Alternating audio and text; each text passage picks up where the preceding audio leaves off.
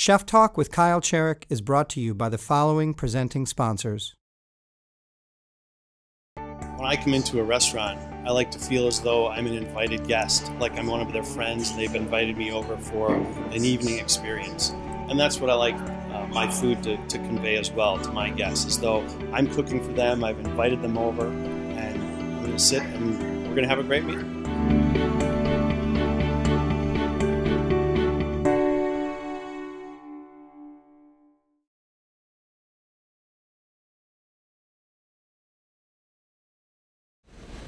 For this Chef Talk with Kyle Cherek, I catch a beer with my buddy Dan Fox of Heritage Tavern here in Madison, Wisconsin.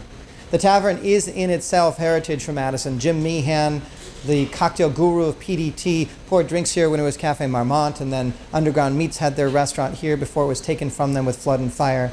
Dan came out of Chicago, cooked at some great restaurants, honed his skills across Europe, and then came to Madison, first at the Madison Club, where he reinvigorated that sort of stodgy club fare, and now has made his mark here at Heritage Tavern. It's Chef Talk with Kyle Cherek and Dan Fox, Heritage Tavern, Madison, Wisconsin. So the word on the street from other chefs is that you're crushing it since you opened up. You know, I just try to keep my head down. I know you do. But when you pick it up and look out through the kitchen window space, you're pretty busy. Oh, we're busy, but it's been really fun. I mean, it's kind of hard not to have fun when you're busy, but yeah. It's 7 days a week, so it's been, we're busy 7 days a week. Do you, you're probably like 90, 100 hours right now, right? I work over 100 hours a week. Yeah. And that's been pretty consistent for quite a while. You knew that. But yeah, it's not a secret to me. Yeah. So, yeah. It's very exciting, you know, so it drives you to continue to wake up every day and do it all over again.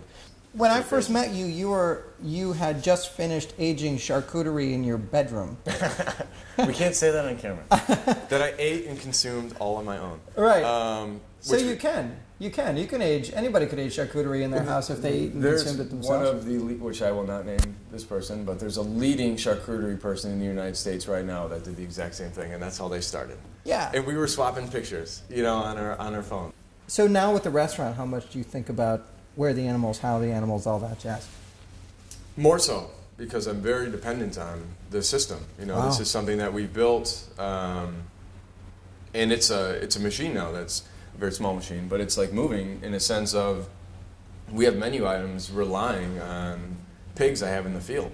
And I'm buying pigs now for menu items, you know, down the road. So it's definitely... And on top of that, I have a customer base that I want to support, and I didn't want to lose that customer base because it's definitely been growing, and I'm excited to see that business grow. Mm-hmm. And, you know, it's like anything else. Like, you know, you put so much into it, you're encouraged to continue to move because it's successful, and now I want to continue to see it.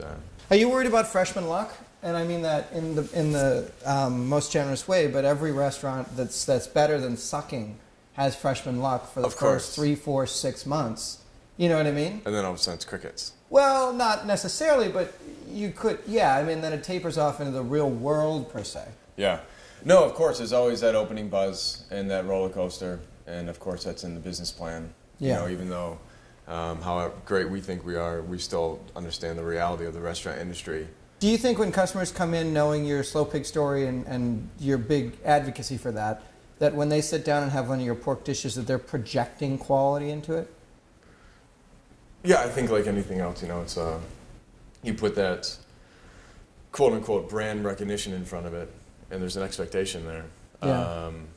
You work so hard to have a product come to the table, and maybe someone doesn't like it, you know, and that's always the worst thing. And it's like, and how do you justify that? It's like, well, I raised it, you know, like there's no, like I have nothing to hide behind. But that's like, it's just, it's a fascinating, it's fun for me to watch, you know, like you literally see the animal in the field and then you bring it in and you see the marbling throughout the loin, like, holy shit, that's so awesome. And you right there, it's like, no, I want that to go on this dish. Or that's not going to be pork chops because it was a young pig and it was a little more lean and we're going to pound it out and make schnitzel. And it's going to eat better that way. You know, so it's cool to like finally be there because that was the whole goal, is to be, you know, totally like literally farm to table. Party fillets. One is rare. Some filet, one rare. One chicken. Party style. 7 party salmon.